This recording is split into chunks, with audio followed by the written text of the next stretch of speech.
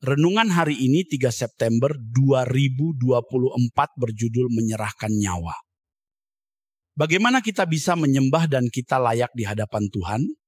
Kalau di dalam ritual agama-agama tertentu, agama-agama suku, agama-agama primitif pasti ada persembahan. Bisa kepala kerbau atau binatang-binatang tertentu, bahkan bisa anak gadis atau bayi yang baru lahir beberapa minggu. Dan itu memuaskan hati dewa atau ilah atau Allah yang disembahnya.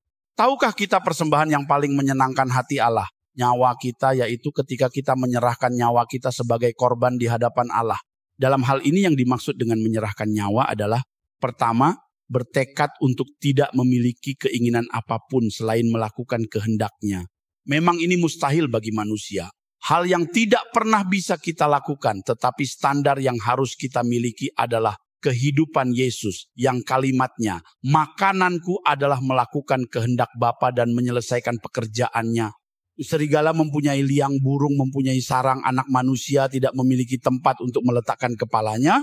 Dan Tuhan kita, Juru Selamat kita, Yesus Kristus membuktikan dengan mati di kayu salib dengan tubuh setengah telanjang, tergantung antara langit dan bumi, dia menyerahkan nyawanya. Dalam salah satu pernyataannya dikatakan, aku datang untuk menyelesaikan pekerjaan Bapa.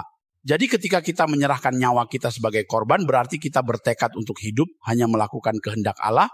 Yang kedua, menyerahkan nyawa berarti kita bertekad untuk hidup tidak bercacat, tidak bercela. Betapa sulitnya membahasakan ini, tetapi kita mau menjadi umat yang disisakan Allah, sementara orang hidup hanya untuk melihat kepentingannya sendiri, mencari kepuasan sendiri. Kita hidup untuk mencari kesenangan Allah, mencari kepuasan hati Allah.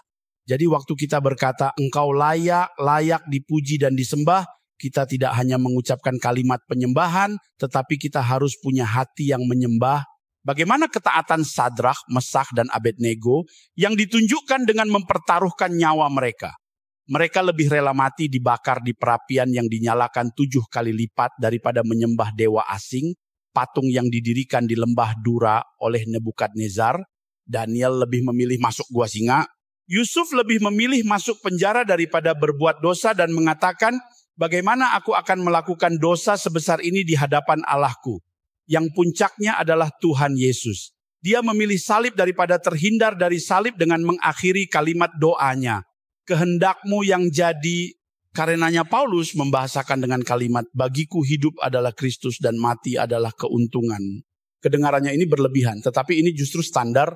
Kita mau menyerahkan nyawa kita, yaitu dengan bersedia hidup hanya untuk melakukan kehendak Allah dan hidup tidak bercacat, tidak bercela. Secara manusia kita lemah, tapi Yahweh adalah kekuatan kita. Sehingga di mana kita berada, kita membawa dia. Tuhan adalah kekuatan kita, bisa kita alami dan miliki kalau kita menyerahkan nyawa kita untuk dia. Hidup hanya untuk kepentingan Tuhan, untuk kerajaannya, untuk kesukaan hati Allah.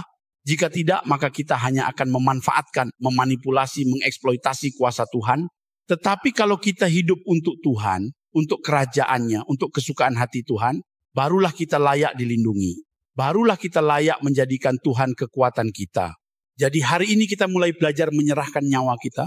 Sejatinya banyak di antara kita yang masih liar, suka-suka sendiri. Karena bertahun-tahun, bukan saja belasan, melainkan mungkin puluhan tahun. Hidup hanya untuk kesukaan sendiri. Tapi sekarang kita harus sungguh-sungguh menyerahkan nyawa untuk Tuhan. Itu kita lakukan walaupun kita belum sempurna dan memang belum sempurna. Maka kita berjuang untuk menyerahkan nyawa. Di dalam penyerahan itu kita bertekad tidak punya keinginan kecuali menyenangkan hati Allah. Apakah itu bisa? Apakah itu mungkin? Sangat bisa. Karena Yesus bisa melakukan, maka kita pun pasti bisa melakukan. Dan standar kita adalah harus serupa dengan Yesus. Ketika kita menyerahkan nyawa kita, kita bertekad untuk hidup tak bercacat, tak bercela, hidup suci. Apakah itu bisa?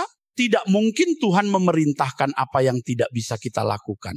Dan ini kabar baik ketika Allah berkata, kuduslah kamu sebab aku kudus.